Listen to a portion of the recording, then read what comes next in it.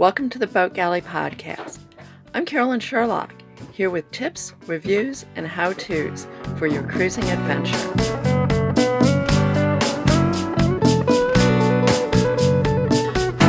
This episode of the Boat Galley Podcast is sponsored by FastSeas.com. Plan your next passage using FastSeas.com. Whether you're after speed or comfort, FastSeas will find the optimum route to your destination. FastSeas, making weather routing simple. Use coupon code GALLEY2018 for an exclusive 10% discount. Slow down. So you go to start the outboard and it won't. Now this podcast isn't going to be a full mechanic's guide, but a simple troubleshooting guide of easy things to check that account for about 95% of the problems I've ever had with an outboard. In fact, only one of the things to check even requires a tool, and that's just a small flat blade screwdriver. That screwdriver and roll of tape are all you need for any of the simple solutions in jury rigs that I'm going to tell you about. Start by noticing important clues as to the cause. Sometimes the motor will start like it's not even trying to start. Other times it'll sound like it's almost catching. Is there an external fuel tank connected by a fuel hose? Do you smell gas? If you do, immediately extinguish any cigarettes or other smoking materials.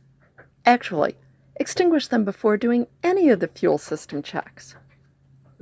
Does it start okay and then die when you try to put it in gear? Admittedly, there are going to be times when there's no simple fix. If you're a mechanic type and know outboards, great. If not, at that point you'll have to find someone who is. But, and this is the really important part, the vast majority of problems do not require any special knowledge to find and fix at least well enough to get home. Okay, first things first. Always have your basic safety gear in the dinghy. I've got a whole post about this and a podcast. I'll put the link in the show notes.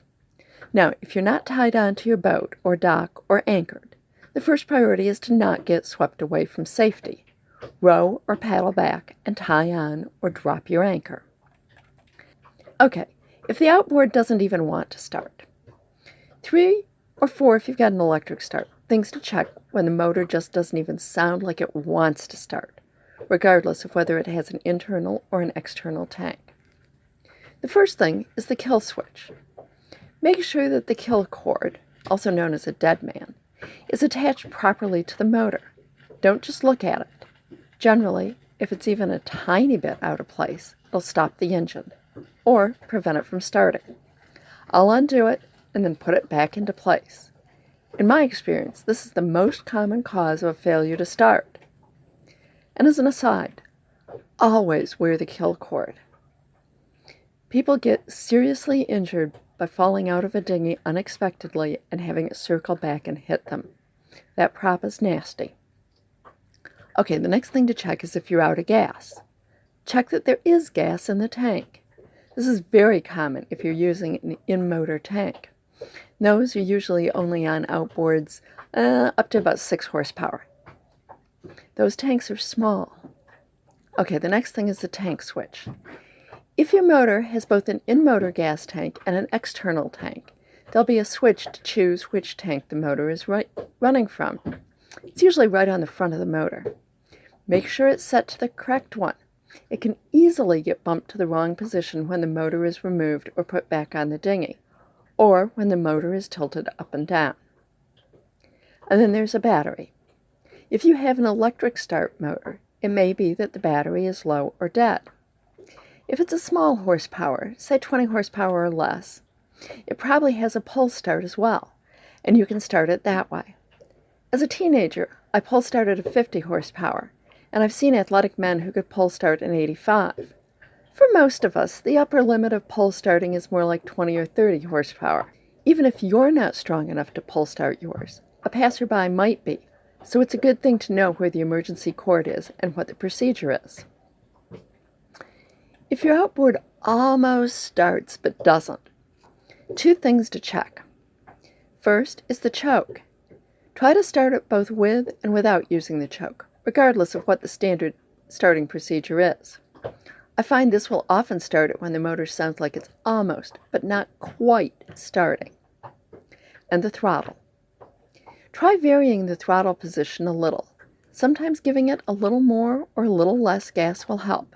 I don't know why, but it's been the case with every outboard I've ever owned. If you're using an external gas tank, check to see that the tank vent is open. If it's not, air can't flow into the tank to replace the volume of gas as it's used. Eventually, there will be a vacuum and the motor won't be able to suck gas from the tank. If the vent is open, but the tank looks kind of sucked in, the vent may be clogged. It's infrequent, but it does happen. If that happens, try cracking the gas cap to let air into the tank. If this works, you can probably get where you're going with the cap cracked, unless it's a really boisterous day where water might get into the tank. Then you can clean the vent once you get back home. Make sure the fuel line is connected. The fuel line can come just slightly disconnected at either the tank or motor end. Don't just look at it. Remove the fuel line, reconnect it, and then tug gently to make sure it's fully clipped on at both ends. Check and see if the fuel line is kinked or pitched.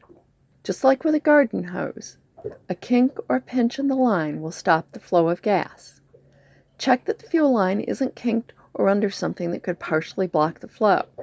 Common culprits are the hose going under the tank, getting pinched between a corner of the tank and the hull, someone stepping on the hose, or placing something on it.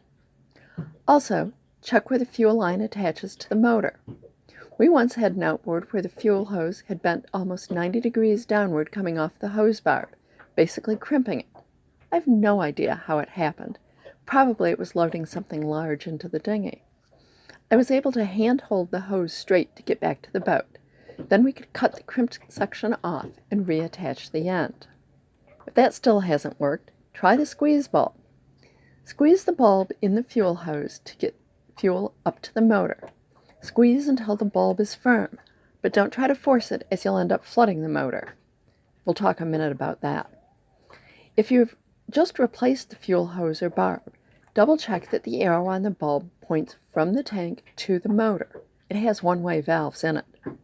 If you squeeze and the bulb stays squeezed or is slow to regain its shape, check that the tank vent is open.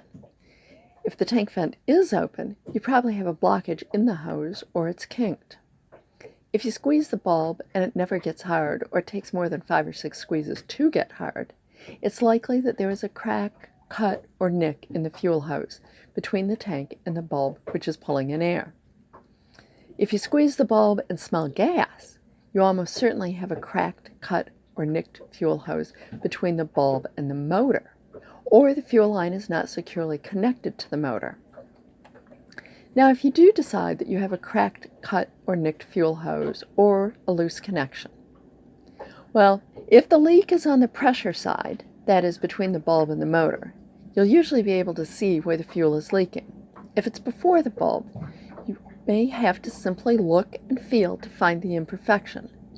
If it's a loose connection and you have a screwdriver, you can tighten it. If it's a crack or a nick, a few wraps of tape will often hold the hose together enough to get back to the big boat, if you keep your speed slow enough that you're not demanding too much fuel. You may, of course, need to get ashore with that fix so that you can be buying more fuel hose. But really, you do keep spare fuel hose aboard the boat, don't you? You do have to replace the fuel hose as soon as possible if you find there's a problem with it. If it's cracked, even just near an end, just cutting off that section is not a long-term fix, as cracks are simply a symptom of UV damage, and the whole hose is suspect once you've found one crack. Now, if you think you've got a blocked fuel hose, many fuel hoses have a liner which can delaminate and more or less wad up. Check for this by removing the fuel hose at the motor. Use a small flat blade screwdriver to depress the ball valve in the fitting on the hose end, holding the hose end over your bailing bucket or something else that'll catch any fuel. Fuel will usually squirt out immediately. Pump the squeeze bulb a few times. Since my hands are holding the fuel hose and the screwdriver, I use my foot to pump the bulb if there's no one else in the dinghy to help. See that there is good fuel flow for each squeeze. If it seems like there's a blockage, the long-term solution is to replace the hose.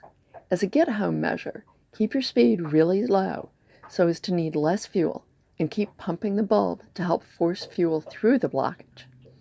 This will work for a brief stint, but once the delamination starts, it quickly gets worse.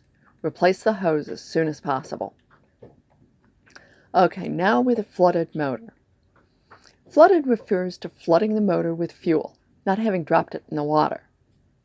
That takes a totally different and much more mechanic-type solution. If you try starting the motor and smell gas, the motor is likely flooded. Do not use the squeeze bulb. That will further flood the motor. You've got two choices for a fix.